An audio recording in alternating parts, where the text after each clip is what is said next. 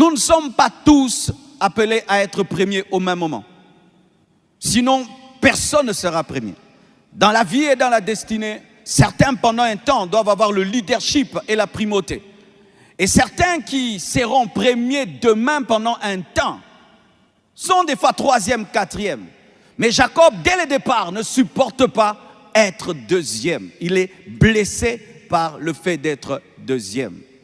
Acceptes-tu ta place dans la vie? Acceptes-tu là où Dieu te place dans la vie?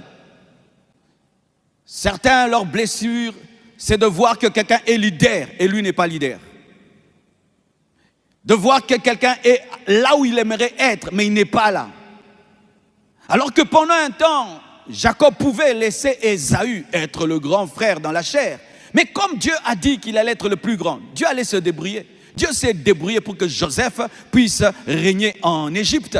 Dieu s'est débrouillé pour que Judas puisse être le père de David. Dieu s'est débrouillé pour que Lévi engendre Moïse. Car lorsque Dieu promet, il n'a pas que la promesse, il a aussi le chemin qui mène à la promesse. Alléluia. Est-ce que tu sais accepter la position du deuxième? Est-ce que tu sais accepter d'être là pendant qu'un autre règne?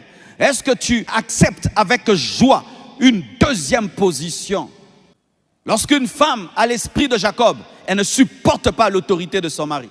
Lorsqu'une femme a l'esprit de Jacob, elle ne supporte pas qu'on dise que l'homme est le chef de la famille. Ça n'entre pas, c'est une blessure.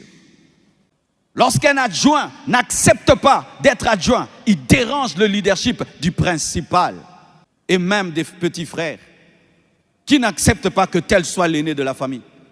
Parce que toi tu es riche, parce que toi tu as beaucoup étudié, tu ne supportes pas que ton grand frère soit le grand frère. Mais Dieu sait pourquoi il l'a mis comme ton grand frère.